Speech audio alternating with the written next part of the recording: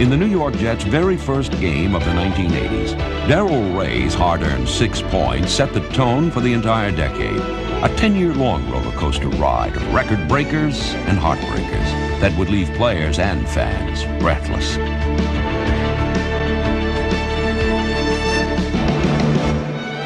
Quarterback Richard Todd set an NFL standard when he completed 42 passes in a single game. In 1980, however, it was standard procedure to waste such efforts, and the Jets lost the game anyway. Although they finished 4-12 and appeared to be spinning their wheels, the Jets were quietly making a lot of little strides forward. And like Bruce Harper dancing through the defense, the Jets were sneaking up on people and beginning to blow past them.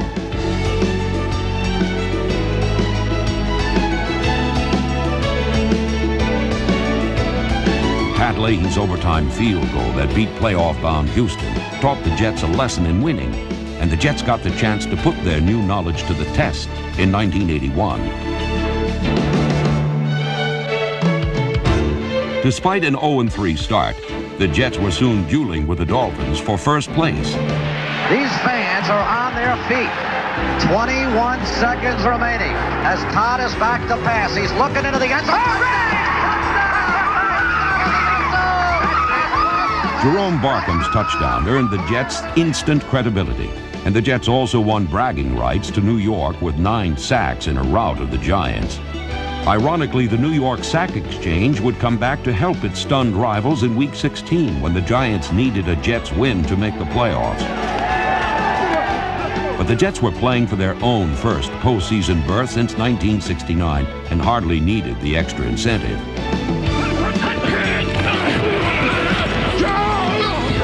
The Sack Exchange tallied 9 more as the Jets bombed their way into the playoffs. Back to pass. He is throwing deep for Lamb. He has to defend it. 10-5, touchdown. Now we're talking.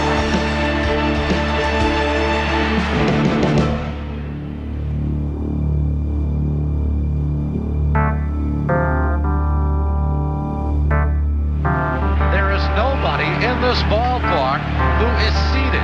They are all standing. They are watching the conclusion of one of the most exciting ball games I have ever seen. The Jets trail 31-27, 10 seconds remaining. The season riding right here. Third in the season. Todd looks toward the end zone and Gaffney, but the ball is intercepted. The season is over. The Buffalo Bills, Bill Simpson, has intercepted at the 2-yard line. It's going to end here, and a dejected Richard Todd leaves the field. He nearly pulled the miracle off. Nearly pulled his team back from a 24-0 deficit.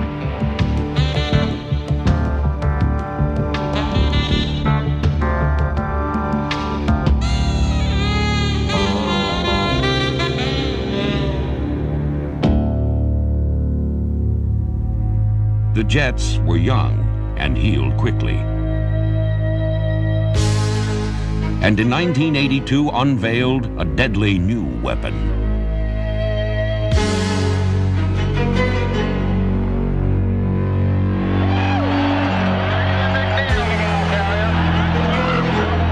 Freeman McNeil became the first Jet to lead the NFL in rushing, and he led the Jets right back into the playoffs. Todd hands it off to McNeil, right side. He throws the option pass. Gaffney alone, touchdown! Touchdown, New York Jets! Talk about a wrinkle! Here's McNeil, right side. Turns inside the 15, the 10, the 5. He's got a touchdown! McNeil's 202 yards rushing were the second most in playoff history and sent the Jets into Los Angeles for the second round of the Super Bowl tournament. Against the defending world champion Raiders, the Jets did not back down.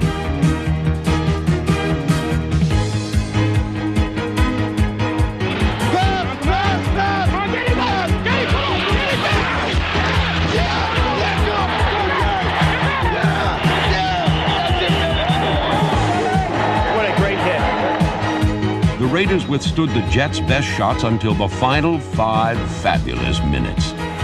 4:59 remaining, 14-10 LA. McNeil the lone setback. Todd drops back to pass. He's looking deep for Wesley. A step on the defender. He's got it at the 2 and rolls into the end zone. Todd puts it up in the air on a rainbow arc, and Wesley Walker's the pot of gold. Luckett back to pass. He pumps, fires over the middle. Grant Snell intercepts at the 25.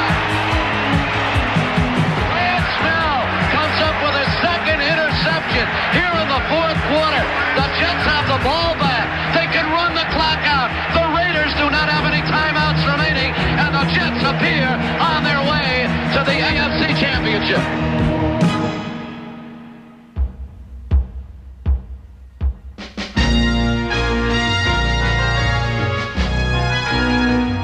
In the worst possible conditions for the Jets offense, it was clear that the AFC Championship would be decided on the other side of the ball. That's right, defense! Defense! Let's go!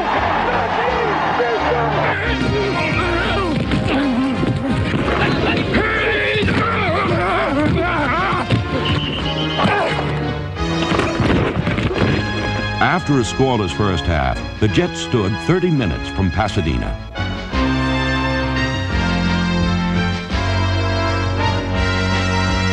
But, as in the season before, the Jets' Super Bowl drive bogged down in the mud, and their championship dreams washed away with the rain.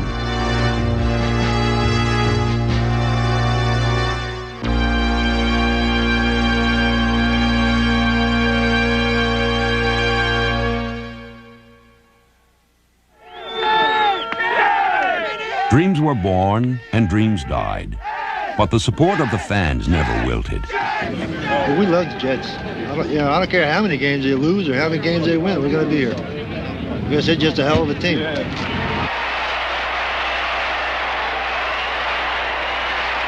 The Jets celebrated their 25th year in a new home.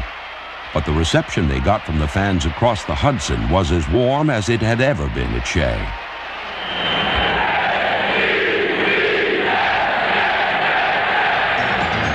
And from the front row, all the way up to the rafters, the fans' investment in Joe Klecko and the New York Sack Exchange continued to yield high dividends.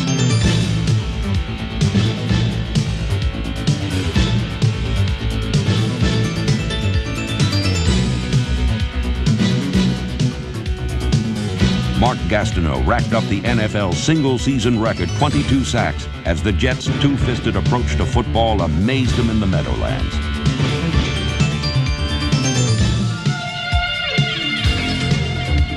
Schuler comes in motion from right to left. Pitch out Hector, left side. Turns, throws a pass to Ryan on the right side. At midfield, throwing deep downfield to Humphrey. Touchdown!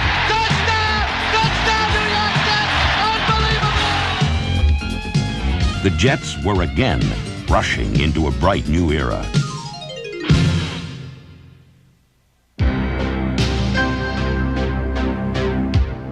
In 1985, they paused to honor a legend of another day, and the first Jets player ever elected to the Hall of Fame.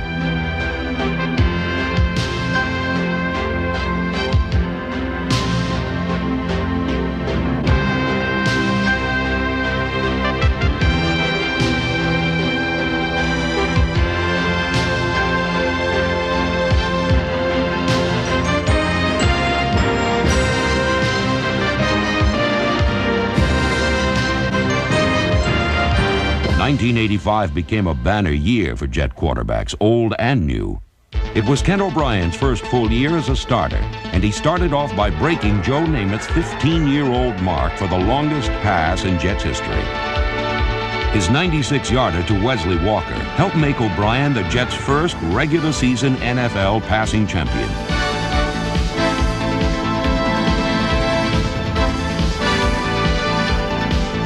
Not since 1968 had the Jets' offense been so hard to stop.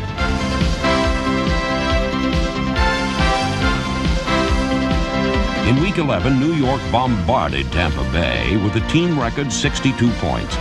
And the big play offense meant more big games. In Week 12, a return to first place hinged on a battle with New England that went into overtime.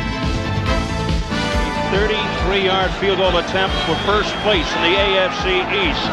Here comes the snap. Here comes the kick. It is up. It is good! And the New York Jets are in first place in the AFC East. They have defeated the New England Patriots in overtime, 16-13. The celebration was sweet, but short, for the Jets still had to fight their way into the playoffs in the season's final game. Let's go! We worked too hard! 16 weeks to get here! Let's kick some ass! Now here's O'Brien, back to pass, looking long. He heaves it down the middle, and it's going to be intercepted. And then grabbed away by Sony, runs into the end zone for the touchdown. Don Rodgers had the ball, and then it was ripped away. Unbelievable.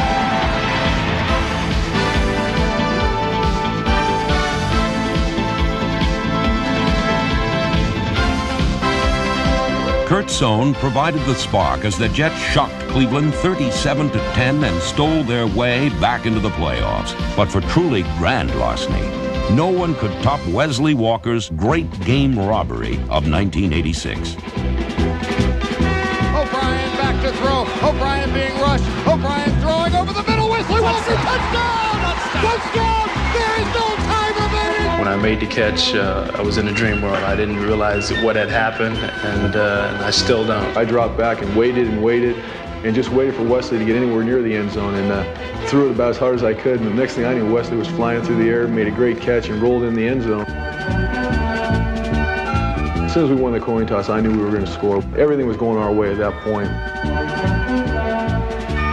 O'Brien's back to throw. O'Brien throwing long down the sideline for Walker, and he got it! Touchdown! Touchdown! Wesley Walker with his fourth touchdown reception. The Jets are going berserk. They're bombing Wesley Walker in the end zone, and the Jets win it 51-45. After that win, the 8 straight that followed seemed easy, especially with the emergence of the unanimous All-NFL wide receiver, Al Toon.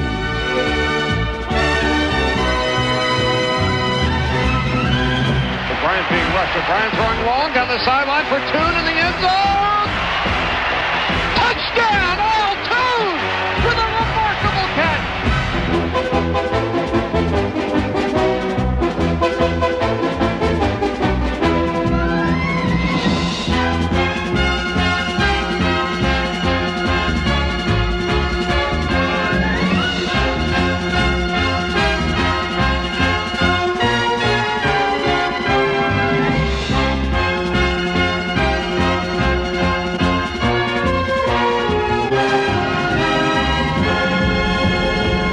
Led the Jets back into the AFC playoffs, where they embarked on another outlandish sequence of postseason palpitations.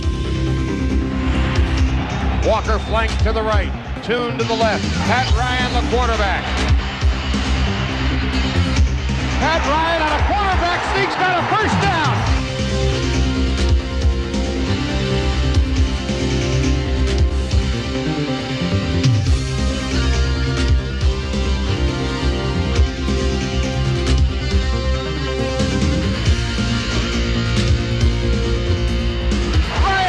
Tackle is down inside the 10.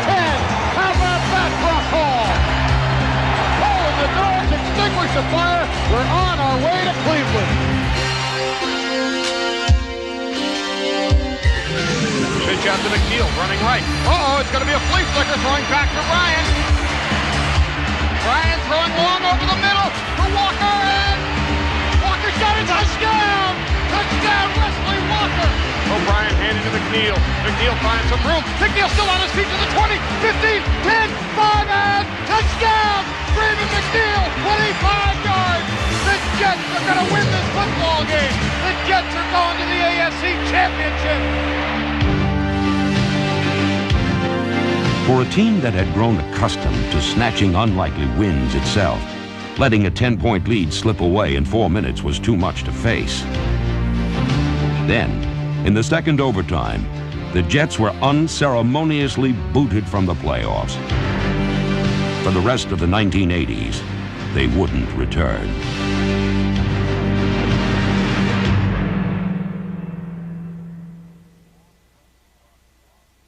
The loss left a dark cloud over the Jets, but they played hard through a stormy season. JoJo Townsend back to his own 10-yard line. Running for the far side. He's got some room. Townsend to the 15, 20, 30, 40. Townsend is gone. Bingo. Touchdown, JoJo Townsend.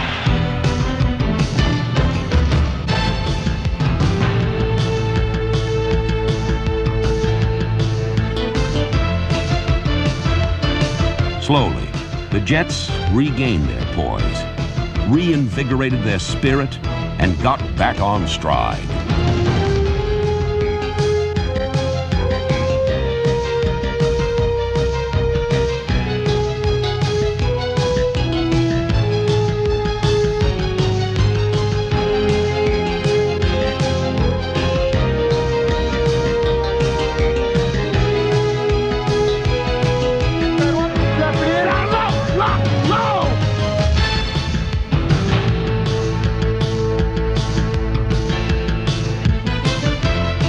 Al Toon led the AFC in receptions, and by 1988, the Jets had undergone a complete restoration of their pride.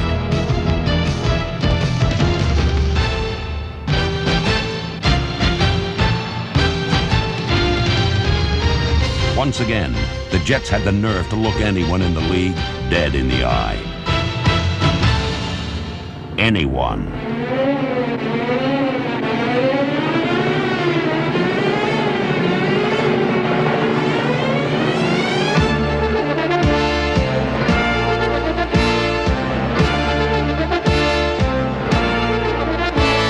In the 1988 season finale, the Giants needed a win to make the playoffs.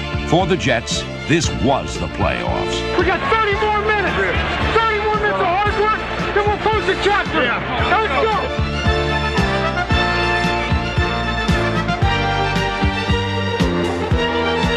go. Marty Lyons led the Jets to 8 sacks, but the Giants were still leading by a point in the final minute when Ken O'Brien looked to Mickey Schuler and Al Toon on a desperate drive to victory.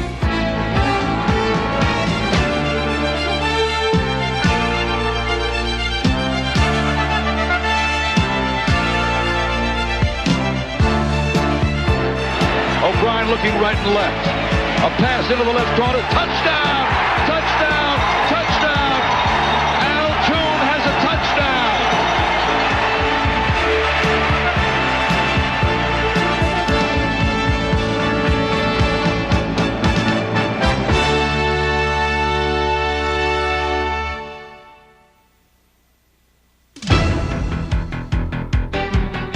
In 1989, the Jets welcomed some new bodies to help fulfill the promise of the season before. But in Week 3 in Miami, it was the familiar form of Al Toon that caught the eye.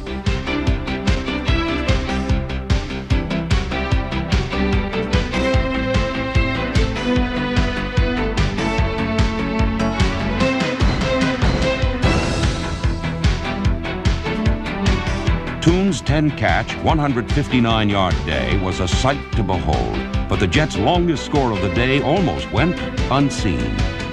42-yard field goal attempt that's blocked in the line and is picked up by the New York Jets, running along the left side, and he may go all the way for a touchdown. Along the far sideline, George Radichowski picked it up, and he's got a touchdown.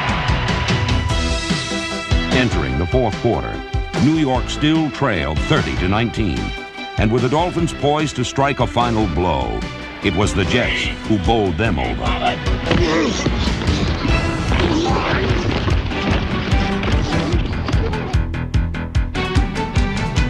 New York rolled to the Miami 1, where number 79, Mike Haight, cleared the way to the end zone for Johnny Hector.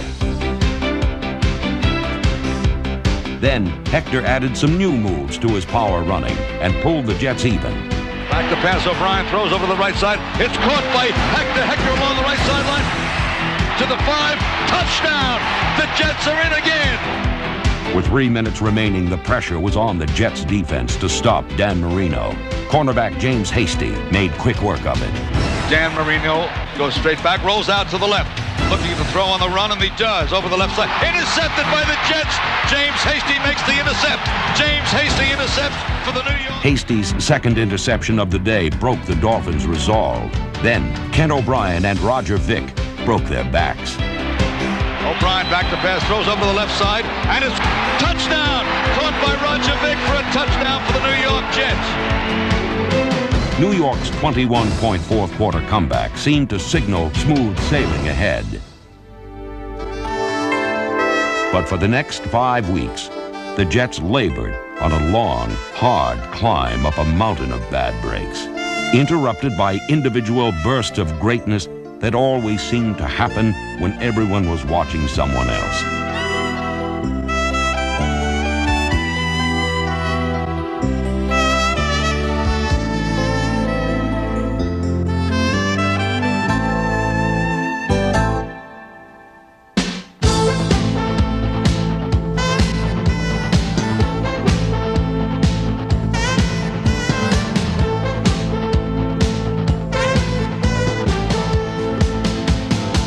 Flashing onto the scene was JoJo Townsell, the one-time reserve who became the team's 1989 MVP.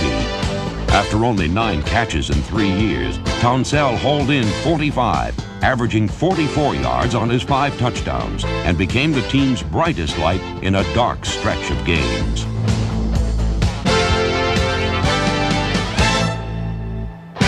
Across the line, a second-year safety reappeared with an even more powerful presence than he had shown in his Pro Bowl rookie season.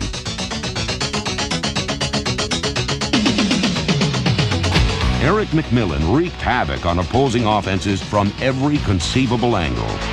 Back to pass is Trudeau out of the shotgun. Intercepted along the left sideline. Here is McMillan along the left side. He may go all the way for a touchdown. He is. Touchdown. McMillan's instinctive attraction to the ball and his big play sensibility added up to 3 touchdowns on the season, including an NFL record-tying 2 by fumble recovery.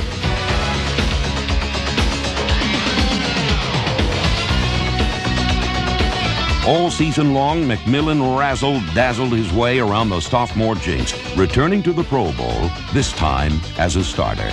Big Craig Hayward takes the handoff, goes up the middle, goes for 5 yards more. Fumble, loose ball. The Jets have it. Running upfield is Eric McMillan. He's ahead of everyone. They'll have to catch him. One man is closing the gap. He's down to the 20-yard line. Touchdown.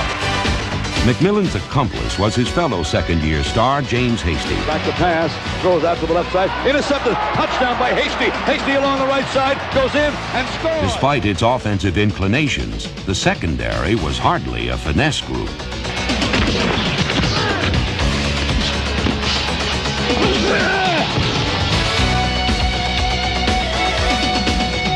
Hasty's relentless, in-your-face attitude spread to number 42, John Booty, and the rest of the Jets' defensive backs, who kept the team energized while the offense recharged. In Week 9 in New England, the electricity was once again in the air.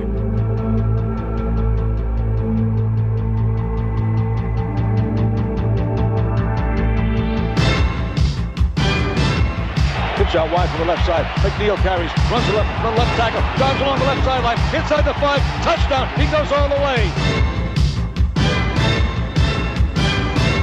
O'Brien goes back to pass, fakes a handoff, throws deep down to the left side, way downfield. Touchdown.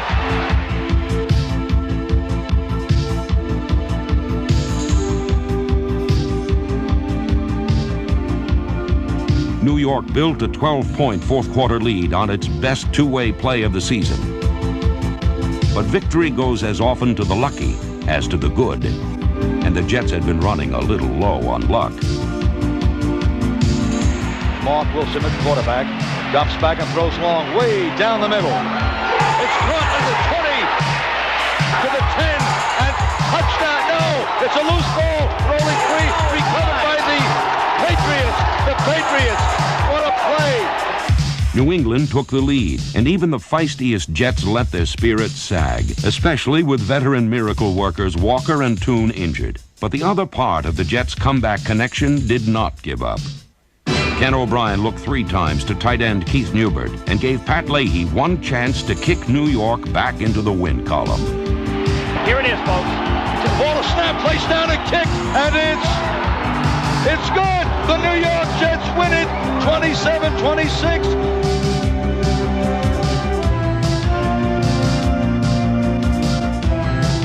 had delivered all decade long, and Leahy once again proved himself to be the Jets' connoisseur of crunch time.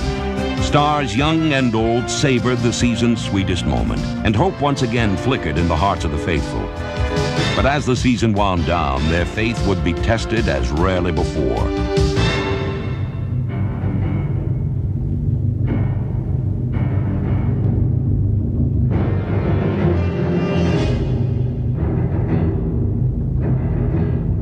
Though the Jets pushed their bodies to the limit, they never could quite get off the ground.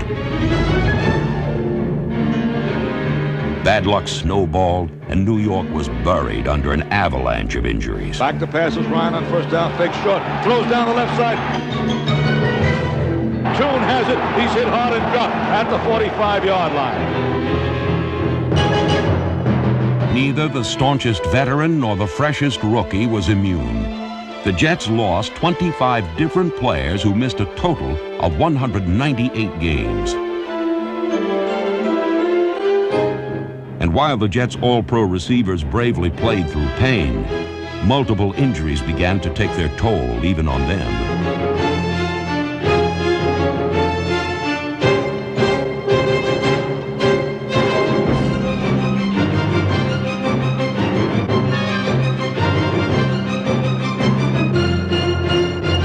The Jets salvaged a pair of wins late in the year and closed out 1989 with the same 4-12 record they had opened up with in 1980. This was a cycle that needed to be broken, and encouraging words and a pat on the back were no longer enough.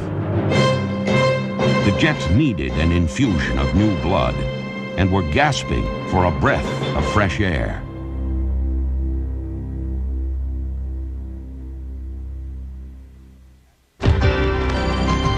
As the 90s begin, a new breeze is blowing in from the Northeast.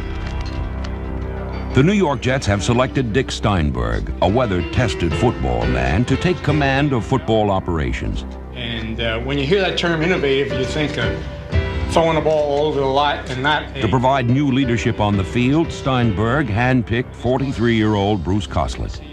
Okay, defense up. For 4 years, he drew up the Cincinnati offense. Offense up. And is now ready to help pen a totally new chapter in the history of the Jets. Put your hat on, bub. Put your hat on and button your chin straps. We're playing football now. I'm not there really to talk about past history. It's a breath of fresh air because we want to make history, if we might be so bold to say that. But I'm not going to sugarcoat it. It's not going to be easy. I'm not going to kid you. Well, hit it! The players know that too. They have to be committed. And I've asked for that commitment already, and the response has been wonderful. They're tired of losing. A renewed vigor should come from the Jets' defensive front seven, a blend of experience and youth that will be scheming less and attacking more.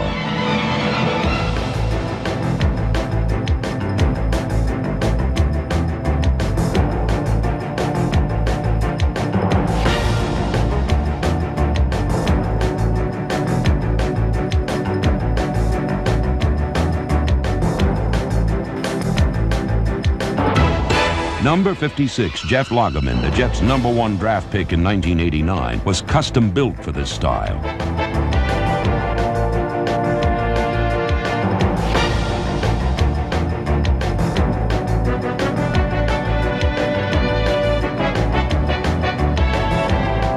His fiery intensity and his ability to penetrate into the backfield promised to make him a top-flight stand-up linebacker.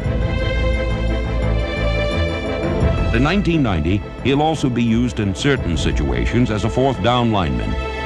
This alignment will likely enhance the performance of the Jets' talented young defensive linemen, like number 90, Dennis Byrd.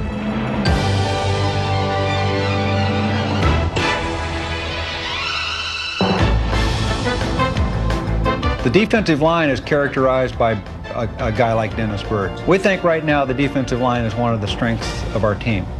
We say this because they're all 2-, 3-, and 4-year players, right at the critical time where they're either going to become players or we'll find out about them otherwise. And we're excited to be working with these people.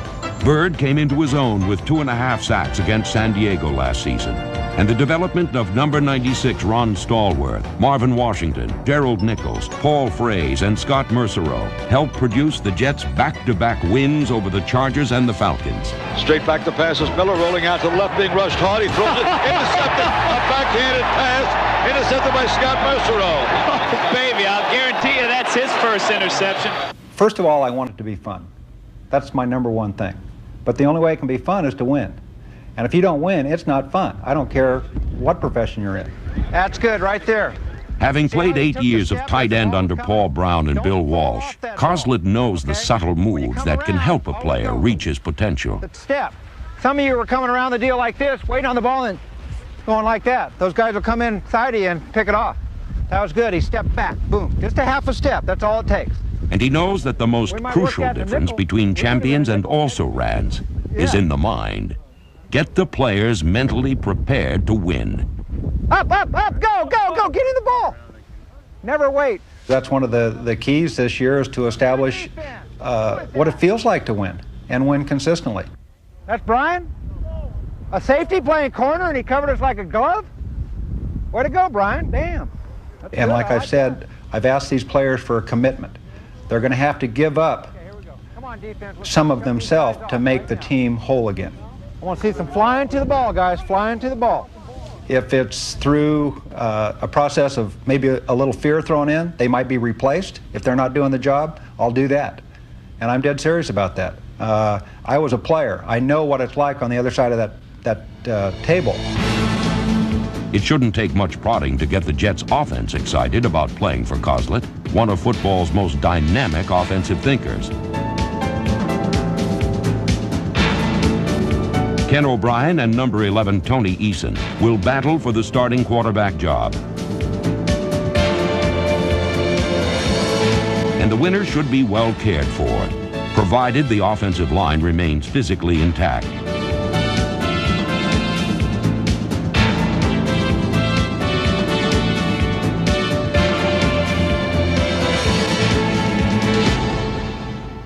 Pass catchers Townsell, Toon, Schuler, and Chris Burkett should combine with running backs Hector, McNeil, Vick, and A.B. Brown to foster the balanced but explosive attack Coslett envisions on both sides of the ball.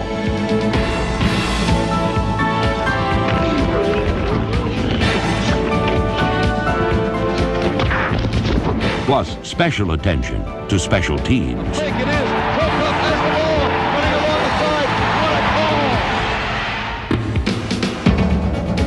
I can promise the fans that it'll be an exciting brand of football and we'll be an attacking team on offense, defense, and special teams, and I think that's the way you have to play it in today's football. I don't know if we'll win 1 game or 16 games, but we're going to sure, toss our hat into the ring every week, play hard, see how it comes out.